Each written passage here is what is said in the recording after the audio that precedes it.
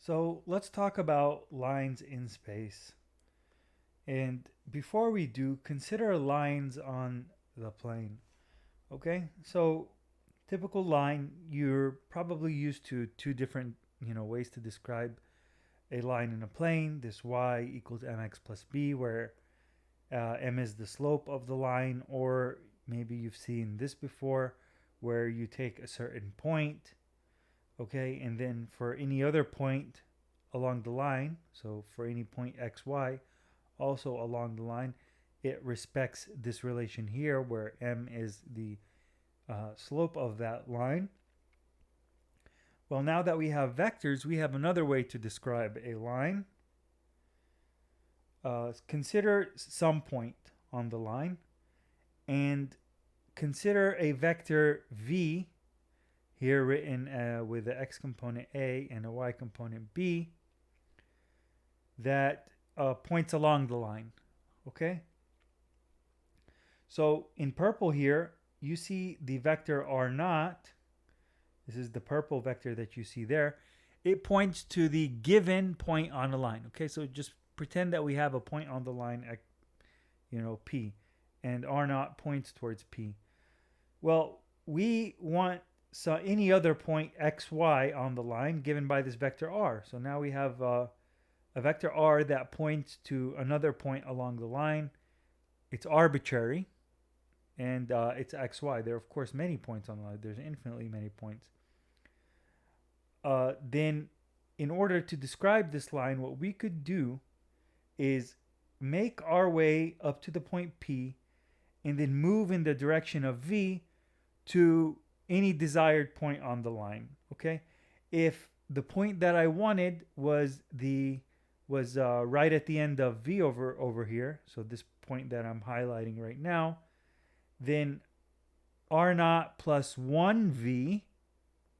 So for this T, I would choose 1, would get me to that point right there. But suppose you want to get to the point, at the end of this blue vector here. Well, you're going to need to go up to the point R naught and then travel along V not one time but twice. So then T equals 2 would give us that point there. But in general, T could be any number in the real line. So any number in the reals, okay? If we had R naught minus V, so that T equals -1, well, that would be the point that's over here, because you move up to R naught and then you have -V.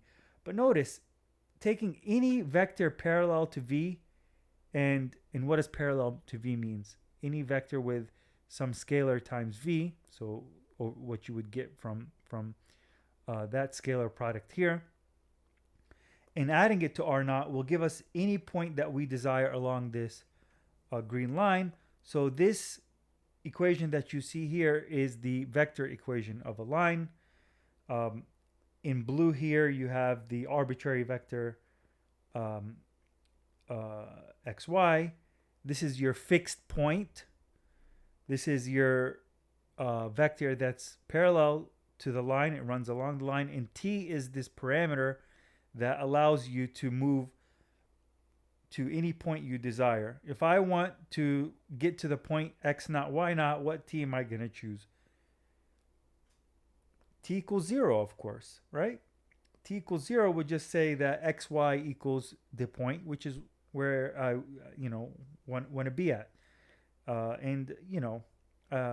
For any t that I choose, I'll still stay along that line. So that's the meaning of t. This is a vector equation. What did we say about two vectors being equal? They're going to have the same components. So this vector equation can be broken up into two equations, and you could write the equation of a line parametrically this way. So x is equal to x naught plus t times a. Okay, so that's just breaking up this vector equation into its two sub-equations. So, how might you relate this description of a line with the vectors with the previous description of the line? Okay, these two. Well, you can try, for example, a vector v that's, say, equal to 1m. That would just give you a vector that uh, points along the line, but really any multiple of v would work. And this t would then let you run along this line. But you could do even a little more and say, instead of describing things with t, solve for t and then plug it into the equation for y. I mean, what would you get when you do that? Well, if we solve for t from this equation, okay, if we solve for t, we would get x minus x naught over a. And now take that t and plug it into here, and you would get y minus y naught. I moved the y naught to the other side, is equal to b times x minus x naught all over a. And now this looks quite familiar to the description that you have up here. If you equate b over a as equal to m, okay, which makes perfect sense. I mean, that's going to give you the slope, and it's going to be the rise over the run. Okay, this last part wasn't so important. I was just trying to connect things from, what you might have learned. Nevertheless, it is important to understand this equation and how we got it. Okay, and so we want to think in terms of t. Actually, we don't want to eliminate the concept of t, because it actually becomes very important when we're talking about lines in space in R3. Okay, there you practically, for simplicity, need this vector description. So how we would do, we would do similar to how we worked in the plane.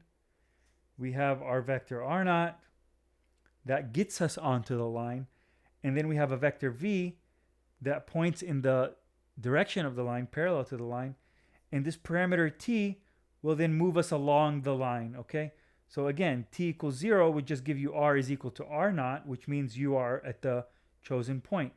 But if you add say t equals 1, so that would be r naught plus v. What does r naught plus v look like?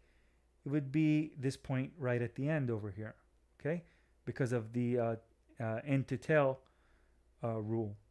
Okay, and I drew here in this light blue some vector tv with t fixed, just to show you how that gives you a movement along the line. So here's r, the arbitrary point xyz, and this is v. It's v just gives us a direction. Okay, now to get to different points, we're going to need t times v. T can equal 1, but that would be the point here. If you want the point down here at the end of this blue vector, then we have t times v. Okay, and so here is the description of equation of a line. You need two things. One is a point along the line, and number two is the v, which gives us the direction. Okay, so those are the two things. I'm going to write that for you. So two things is going to be given point and given direction. Now, is every problem just going to give you a point and a direction? No, but you'll always be able to find a point and always be able to find a direction to get a line. You need those two ingredients. And in this example, we actually get a problem where you're not given a point in a direction, you're given 2 points. Now, 2 points that aren't the same should determine a line. Intuitively, what do you need to describe a line? At least 2 points. So here we're given 2 points in space, and we want to find the vector equation of the line. So here we have the point P, 1, minus 2, 0, and we have the point Q, 2, 3, 4. And if we plot them, it looks like this. So here's P and here's Q. Of course, we're in three-dimensional space. And there goes our line that runs through these 2 points. And we want the vector equation for that line. What did we say the vector equation includes? Well, it includes a point and a vector, v, which gives us the direction. So how do we get these 2 things? Well, the point is no problem, right? The point, you're not just given 1 point, you're given 2, and you could choose either one of them, no problem. So that doesn't present any complications. Let's just take the point P for R naught. So R naught is going to be the vector that points from the origin to P. So let's just make that R naught there. And now we need a vector that points along the line.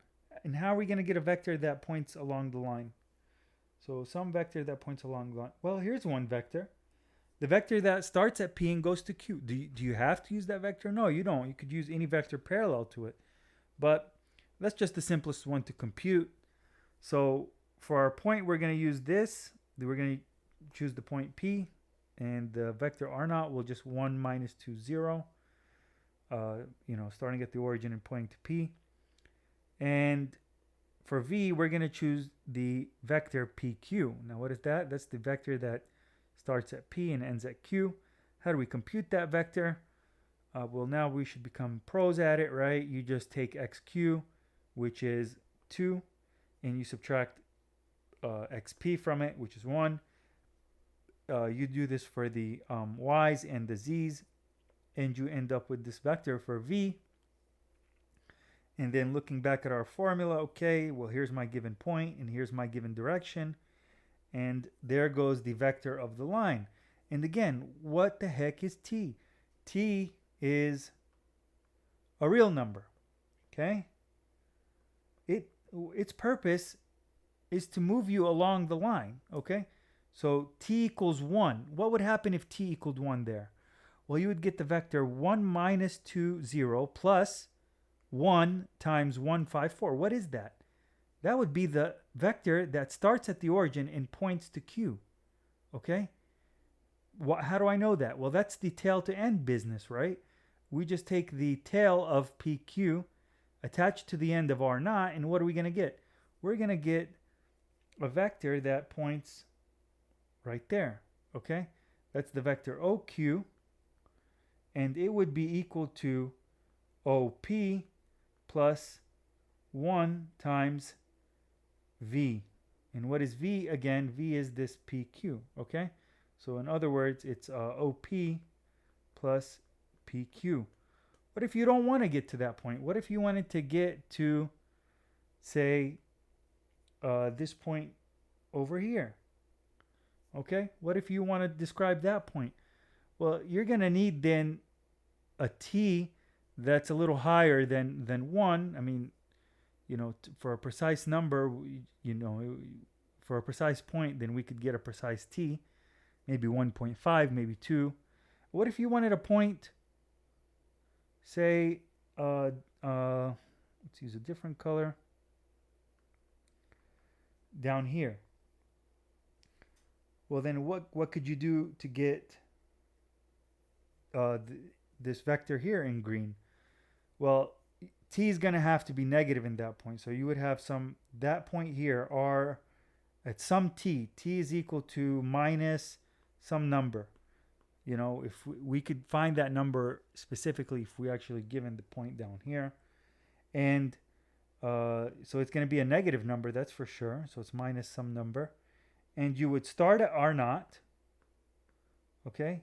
And then you would have minus that number times V. And that would get you, and that number times V, this minus negative V, it's going to be, if we use a different number, it's going to be this vector here. Okay, so that's the minus V vector. Okay, it'll be pointing that way, and that's why with the tail to end business, you'll end up getting the green vector that you see there.